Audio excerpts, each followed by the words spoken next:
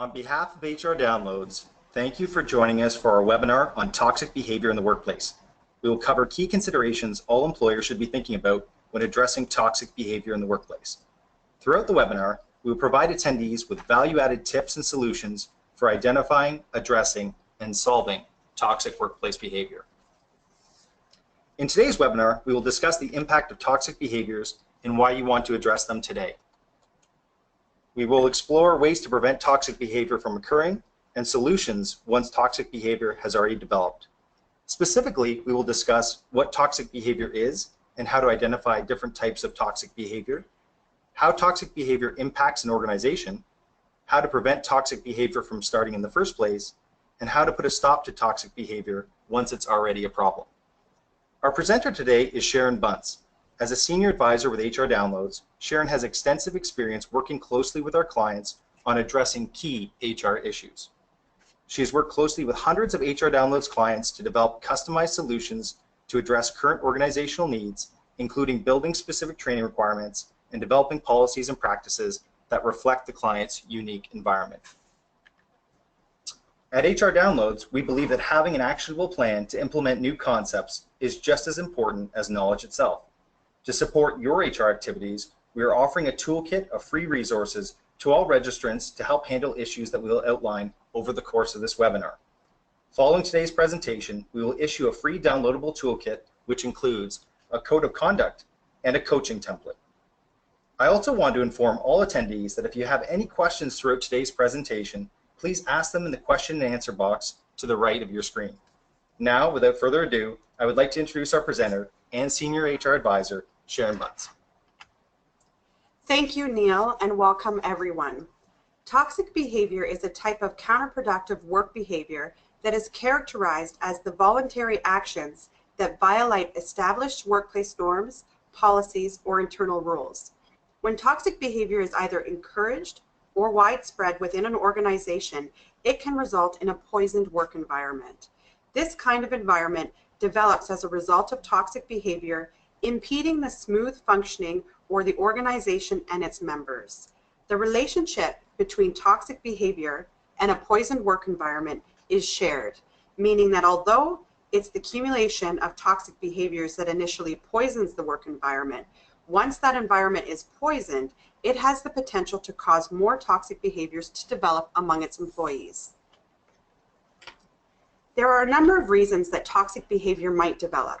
In some cases, the work environment could be contributing to toxic behavior, such as a response to the pressures associated with a results-driven, money-oriented culture, a competitive work environment where individuals or departments are encouraged to compete with each other, a general feeling of a lack of respect or appreciation, employee burnout, including boredom burnout and overload burnout, and in response to other poisoned situations. Sometimes the person committing the toxic behavior doesn't realize they're doing it. This may come down to a person's personality type and differences in communication style. It's important to remember that when we refer to toxic behavior, we are referring to the perceived reaction to the person's behavior. Now that we've covered who commits toxic behavior and some potential causes, let's take a look at some examples of toxic behavior to help you identify when toxic behavior is occurring. Acting arrogant. Some examples include talking over people, exaggerating your abilities, being unopen to receiving feedback or learning, and undermining the abilities of others are all indicators of arrogance. Lack of accountability. Some examples include shifting the blame to others, always making excuses, acceptance of gossip in the workplace, agreements are broken with little regard for consequences, and deadlines are missed. Complaining. Employees who excessively complain may poison the work environment of those around them. They may complain about the work they are assigned, their coworkers, their boss, things happening outside of work. It poisons overall attitudes without offering any solutions to improve the situation. Disorganization.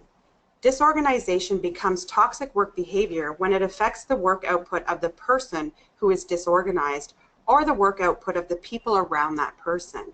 Types of disorganized behavior might include failure to arrive at meetings on time, regularly missed deadlines, not responding to another coworker's communications.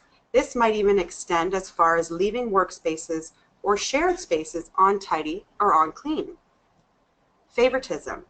This type of behavior tends to occur with people working in positions of power, such as managerial or supervisory positions. Favoritism may include giving priority to certain employees when assigning projects, recognizing only some employees for their performance, and unfair hiring or promotions. Aggressiveness. Whether the person is being passive-aggressive or outright aggressive, they are demonstrating hostility towards their environment and the people in it, and is typically a result of not being able to deal with conflict directly. Aggressive behavior is overtly hostile and might include yelling at someone, threatening others, physical altercations. Alternatively, passive-aggressive behavior might include challenging people's opinions, freezing people out, and ignoring coworkers' opinions. Bullying. This is one of the more severe toxic behaviors in the workplace and is an overly aggressive behavior. Bullying is the mistreatment of a person by one or more people and might come in the form of taunting, providing others with unrealistic job requests, creating an unfair work environment, not giving credit where it's due, slinging insults, yelling at people, gossiping, spreading rumors, or forming cliques. Bullying can make the workplace unbearable and is a form of harassment, which may result in needing to open a formal investigation to prevent human rights concerns and/or legislative violations. The environment employees work in can have an impact on their physical, mental, and social well-being. When people are affected by toxic behavior, they might become withdrawn, distant, less productive, unhappy, demotivated, angry, or resentful. Toxic behavior can also have a negative impact on a person's health. A person affected by toxic behavior is more likely to suffer from higher levels of stress. This stress might cause them to have a physical reaction, such as heightened chance of heart disease, worsened mental health, and loss of sleep. Toxicity in the workplace can also have an adverse effect on the organization as a whole. The more toxic an environment, the more likely employees will exhibit mistrust, resentment, or bitterness, which can also lead to an increased rates of absenteeism and presenteeism, turnover, and diminished reputation. Employees requiring stress leave or medical leave as a result of negative effects associated with toxic environments will also contribute to heightened insurance costs. Regardless of how it manifests in employees, toxic behavior is costly, negatively affecting an organization's bottom line. Now that we have reviewed toxic behaviors and the impact it has on the workplace, we are going to discuss a few approaches to eliminating toxic behavior depending on what you are experiencing in your workplace today. So one step is addressing toxic behavior when it happens. Regardless of the extent of the toxic behavior that you are experiencing today, the first step is to address the behavior. Leaving or ignoring the offending behavior will only allow it the opportunity to grow while showing other employees that you condone the actions. Safeguarding your organization. In conjunction with addressing the behavior, you may want to consider revising or implementing programs and policies aimed at promoting the behaviors you want within the workplace. Having established programs and policies will also make it easier to address the behavior, as the violation will be related to a policy rather than a person. And finally, overhauling your culture. If the toxic behavior has become a systemic concern and you can't limit the issues to one or two employees, you may want to consider overhauling your culture. At some point over the lifespan of the company, the offending behaviors have been seen or considered as a norm within the workplace. To change that perception, you will need to invest time. However, if successful, it will have a substantial impact on the company. So let's take a closer look at these approaches. When faced with toxic behavior or on an individual level, the first step in the process would be to provide coaching to the employee displaying the unwanted behaviors. While this may seem like an easy solution, it is often extremely uncomfortable to discuss someone's behaviors or personality traits that others are finding offensive. To combat the uneasiness that can happen, focus on the concrete actions or behaviors that the employee has displayed. Invite the employee to a meeting and advise them that you would like to discuss the recent event, such as the meeting or the morning exchange, whatever it may be. Let them know that you are concerned about the interaction you witnessed/heard about, and provide factual evidence of what was said and what the employee did. Then move to open-ended questions. While it may seem easier to simply state, "Do not ever do this again," it won't uncover the root cause or invest the employee in solutions. In my experience, toxic behavior is not often a one-off situation that can quickly be addressed and never encountered again. Consider asking the employee, "Did you see anything wrong with what happened today? How did you feel about the interaction, meeting, or event? Do you think you could have handled it differently?" Depending on the employee's response, provide them with an alternate perception of the event. For example, "In my opinion, your comments or actions were very dismissive and hostile." Then explain another perspective. Following your explanation, ask the employee if they could see how someone may perceive the interaction as that. During the discussion, the employee may start discussing his or her intention and that it doesn't align with the perception. When it comes to toxic behavior or other behaviors that could be deemed bullying or harassing in nature, the intention doesn't matter. If the perception is one that creates a disrespectful or hostile environment, it has to be addressed.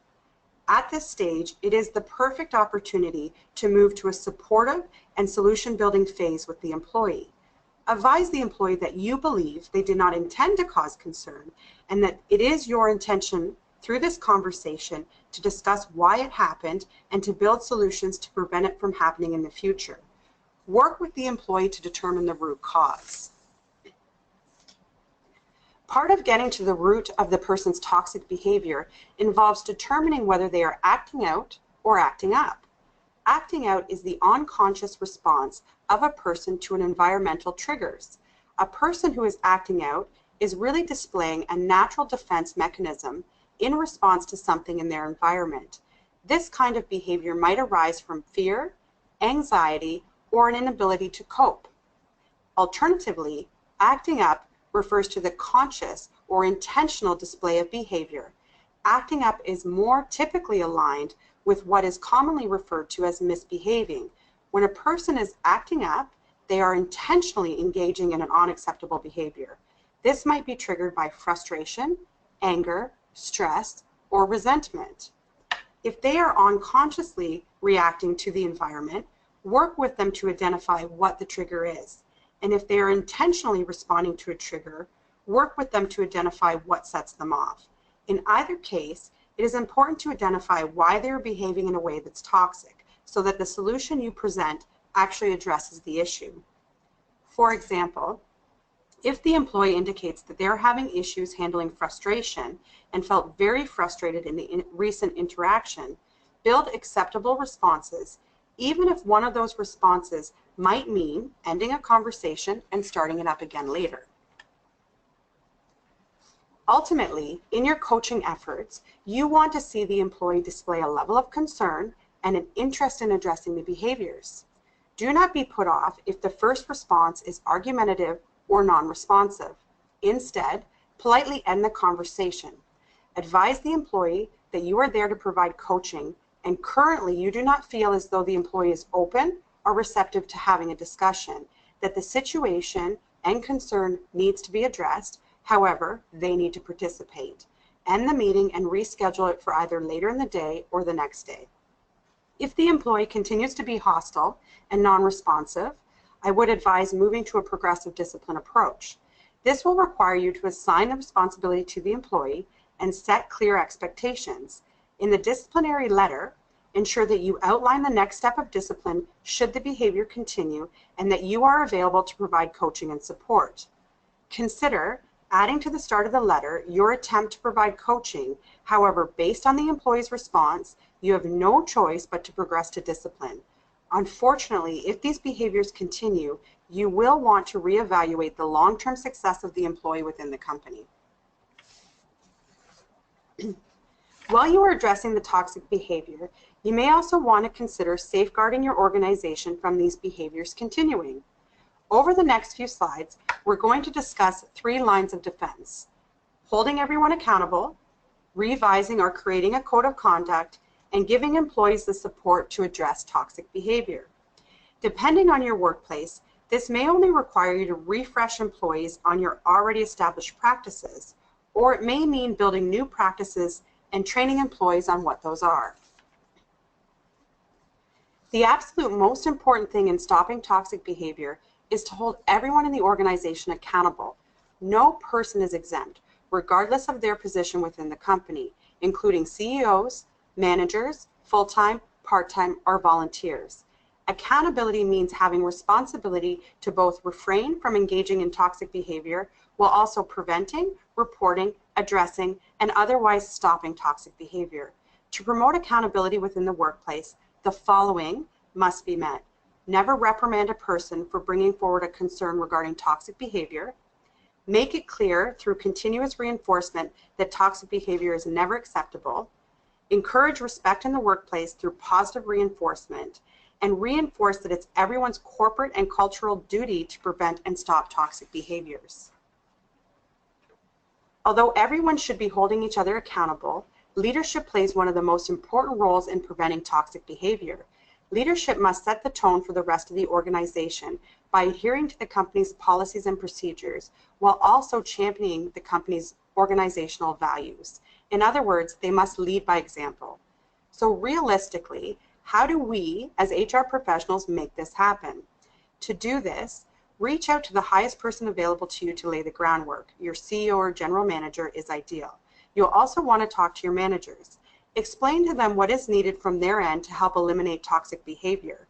Demonstrate that a problem exists and be clear about your objectives and end goals. Welcome ideas and discuss other ways that they can help increase buy-in.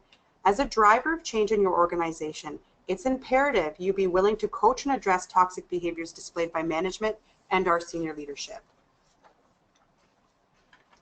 The second line of defense is a great code of conduct. A code of conduct should clearly indicate the responsibilities organizations and employees have to one another and their external stakeholders. To maximize the effectiveness of your code of conduct, it should clearly outline the company's mission, values, and principles. This lays the groundwork for your employees and should provide them with a clear understanding of the type of culture your organization wants to achieve. Be empowering. The only way a code will work is if your employees adopt its values to alter their behavior. One way to do this is to make employees feel empowered, to feel as though their actions can actually make a difference in your organization. Clearly indicate the roles your employees have in supporting your organization's culture by providing actionable objectives. Be aspirational. To prevent toxic behavior, it's not enough to simply be compliant with legislation. Building a culture of respect requires that people try to achieve a higher standard of professionalism in the workplace. Your code should encourage employees to strive to achieve greatness, to act above and beyond. Provide behavioral benchmarks. It's not always clear to people the difference between acceptable and unacceptable behavior. Your code must provide clear benchmarks from which employees can compare their own behavior. Provide employees with resources and support. Sometimes employees might need assistance to achieve the values of the organization. Provide information regarding available resources and support, such as training, coaching, or even safe points of contact within the company to address any concerns. And finally, your code should establish procedures. Employees need to know how behaviors will be governed by the workplace. This might include how performance is evaluated, how employees can report violations of the code, and how violations will be handled. This can be supported through the development of related policies and procedures. The last line of defense is respect standards. More often than not, when we are faced with toxic behaviors, our immediate response is often to do nothing or say nothing, simply because we either don't know how to respond or may be shocked by the event. One way to promote accountability is to encourage an environment where addressing behavior that doesn't align with company expectations is not only acceptable, but it's encouraged. Consider developing respect standards. to help guide employees on what is considered acceptable and not acceptable behaviors when working and interacting with others. In your standards, include information on how to address situations when colleagues are not complying with the standards, how to debate without discrediting, and how to request support or understanding when someone may be feeling frustrated or overwhelmed. When developing your standards, consider your work environment and situations that you have encountered before. Some suggestions include healthy debates. Always acknowledge the opinion of others. You don't have to agree with the opinion, but you can respect or appreciate it. When presenting your opinion, focus on presenting the idea from your point of view. Encourage others to comment, even if they may not agree with your opinion. Accept that disagreements of opinions are healthy and it's not about you personally. Never discredit, laugh, or dismiss another person's ideas. Shared spaces. Be mindful of the noise and distractions that you may create. Things such as slamming doors, talking loudly, playing music, leaving papers or dishes on your desk can impact those around you. When having long conversations, consider going to a private location or closing your door if possible. Ask your colleagues if you are being disruptive. Be receptive to feedback and suggestions if you are impacting another person. Teamwork. Teams are made up of diverse employees with various skill sets. Try to appreciate those differences. When taking on a task or being assigned a deadline, remember that your work will impact others. Take the opportunity to work with team members that you may not feel you have common ground with. Consider things from their perspective. Be transparent in your concerns or barriers. If you need help, ask for it. Be understanding and supportive of team members when they ask for help or support. Be mindful. Turn off phones and computers when having meetings with others. Being distracted can create an environment of self-interest and send the message that you do not care about the meeting or the conversation.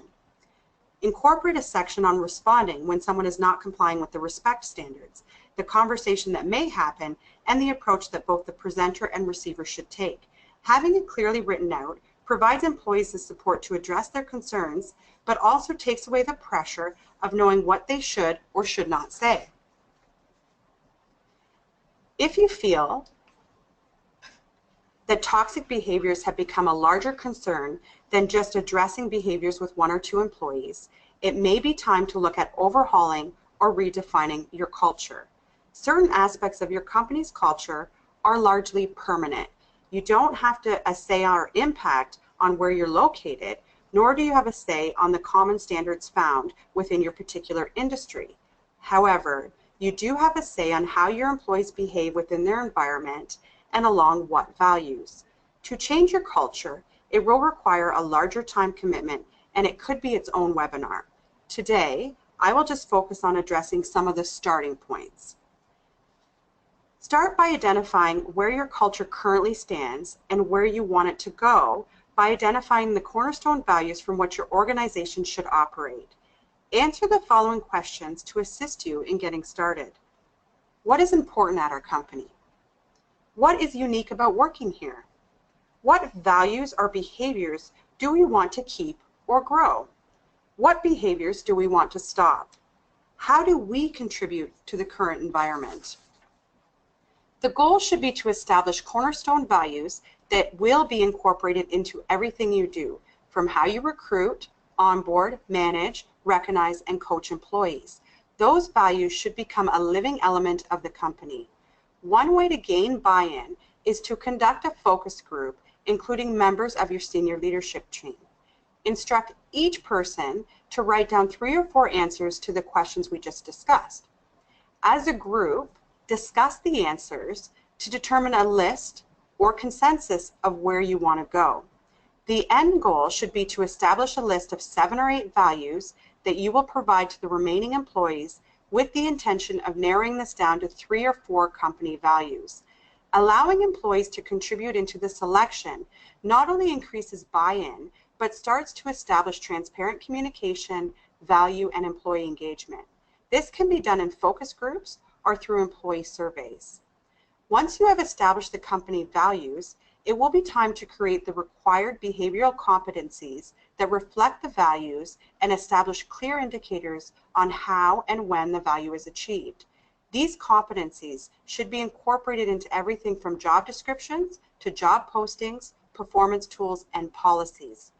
On the next slide, we'll take a closer look at job descriptions.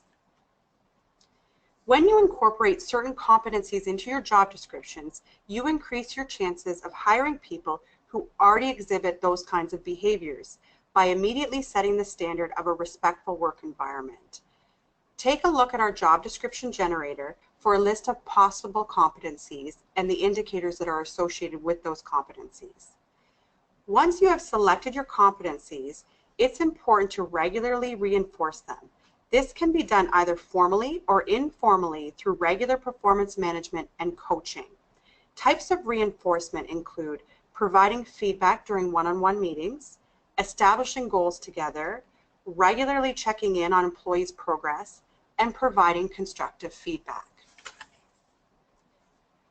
Regardless of what approach you intend on using, it's important to always be setting clear expectations and repeating often. Clearly set expectations by identifying the unacceptable behavior, setting the expectation that the toxic behavior will not be tolerated, establishing what acceptable behavior looks like, coming to realistic solutions that addresses how a person can change their behavior, monitoring, and repeating if necessary.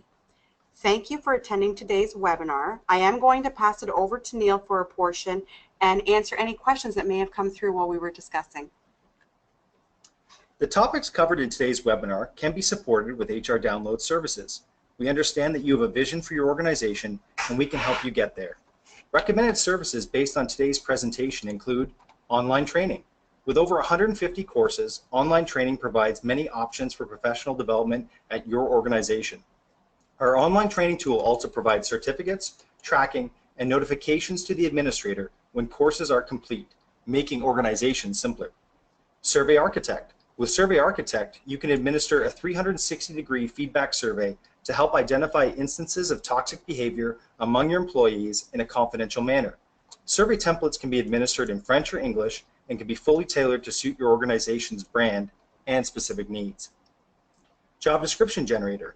Incorporating competencies in your job descriptions helps increase the chances of hiring individuals who exhibit your organization's ideal behavior and immediately establishes the standards for a respectful work environment. Using Job Description Generator, you have unlimited access to complete job descriptions that include a library full of customizable core competencies. And HR Complete. Discover complete solutions for your organization through our HR Complete membership. Oftentimes, toxic behavior can require a multi-tiered approach to reaching a positive outcome for your organization. Using HR Complete, you will have unlimited resources available to you with live HR advice, online training, policies, surveys, and more. Our team and our technology all work together to find tailored solutions that suit your organization's unique needs. We're here to help. Now, before we conclude today's presentation, Sharon had a few questions. Thank you, Neil. So one of the questions that came up is there is a question whether we will make a webinar on changing corporate culture, which is a great question. It's certainly one that we'll take forward to discuss when we're setting our webinar agendas.